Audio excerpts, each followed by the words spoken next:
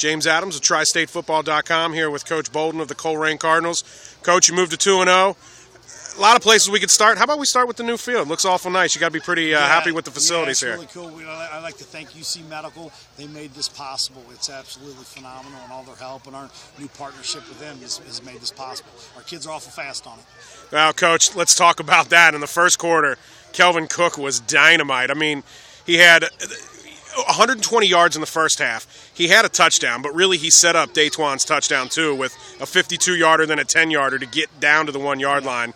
I mean, talk about that he's playmaking. He's a phenomenal kid. He's different than what we had last year. You know, he's only 160 pounds soaking wet, but he's a tough kid. And he's a playmaker, and he wants the ball in his hands. He also plays basketball, a point guard on the basketball team, and he's going to get better each week. You know, he missed a few reads here and there, and he knows it, and he will get better and better each week. He is, when he gets out in open space, he's dangerous. St. X seemed destined to stop Daytwan Smith-Moore from getting up the middle early, and Kelvin took advantage of that. Yeah, part of the game plan? That's part of the game plan. You know, that's what they do in their stacked defense. You're really not going to get the fullback, and any chance you get, you want to get it to them and take advantage of it, and sometimes by taking the fullback, that opens up a few other things.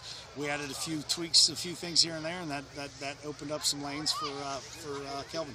Looks like the offensive line was set up a little different than normal tonight. 3 offensive linemen to one side of the center, 1 with a tight end to the other.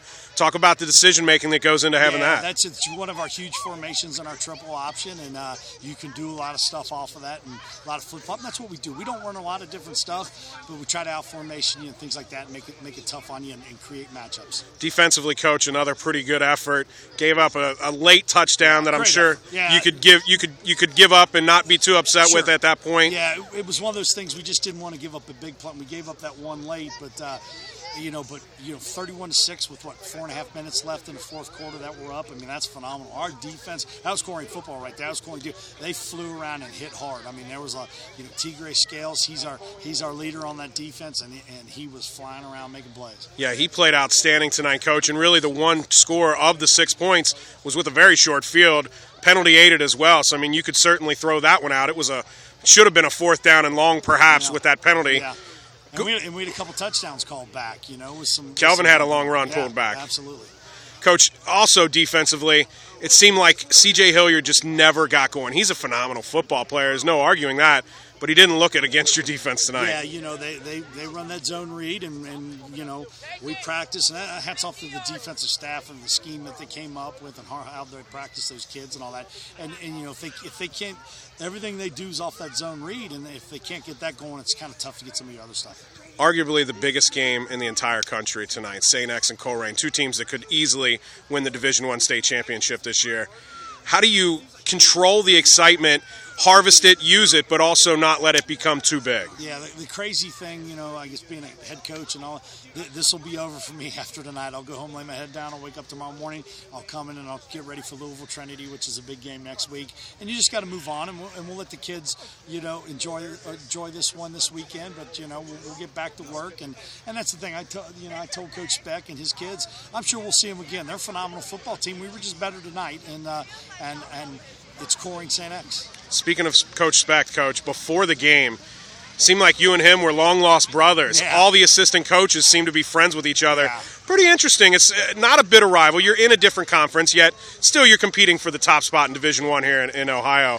Talk about that relationship that all of you guys have. Well, here, I think it's pretty cool. I mean, if people think about that, Steve and I are good buddies. We've coached together on the U.S. national team and things like that, and we're a lot alike in certain ways and things like that.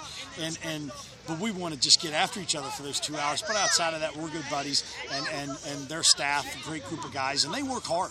And we appreciate that because we work hard too.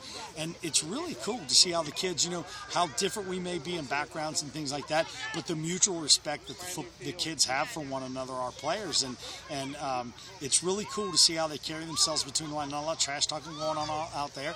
It's just hard-fought game. And after it was done, there was high fives and there was hugs and things like that. And it's what it all should be about in high school football.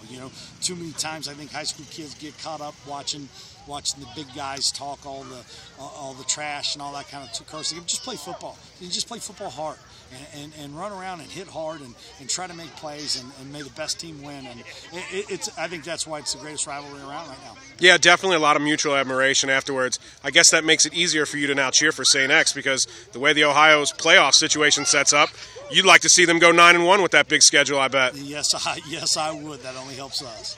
Coach Tom Bolden of the Colerain Cardinals, 31-19. Big victory on this new field here. Congratulations. Thank you. I appreciate it. Thanks, Coach. Yep.